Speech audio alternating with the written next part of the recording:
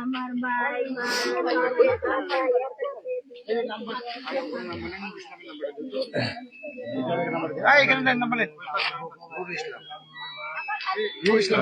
এই ফ্যানালা যদি না আসে তাহলে একে ডাক দাও খোরশেদ রসন ভাই। লাশের সামনে যাবে কি? এরকম ইতিহাস হবে আমার জীবনে আমি ভাবতেও পারিনি। আমার মাধ্যমে শেষ মানে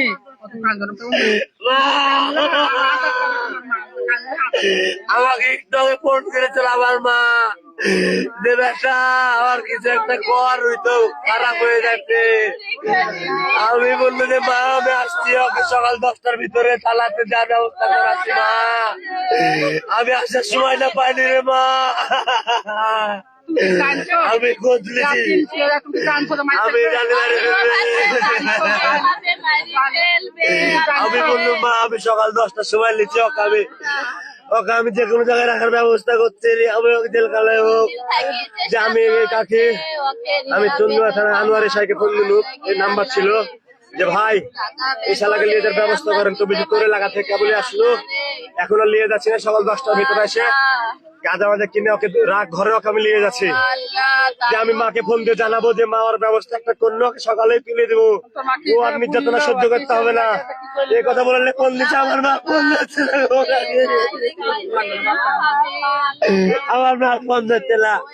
পিয়ারুল কা ফোন দেবছি তোর মার মাথা ফাটে গেছে, আমি গাড়ি বের করে অন্য শ্বশুর বাড়ি থেকে আসছি, মেডিকেল নিয়ে দেবো। তাই রিপন ভাই ফোন দিয়ে বলছে, রিপন ভাই ফোন দিয়ে বলছে যে তোর মা মরে গেছে, তোমার মা তুমি করতে।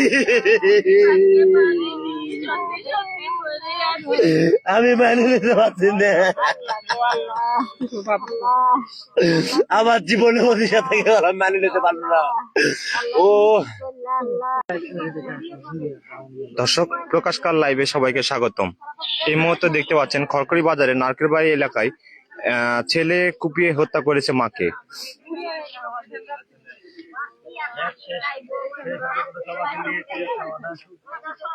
দর্শক, আমরা জানতে পারি আনুমানিক 9টা থেকে 9:30টার মধ্যে এই কাজটি হয়েছে।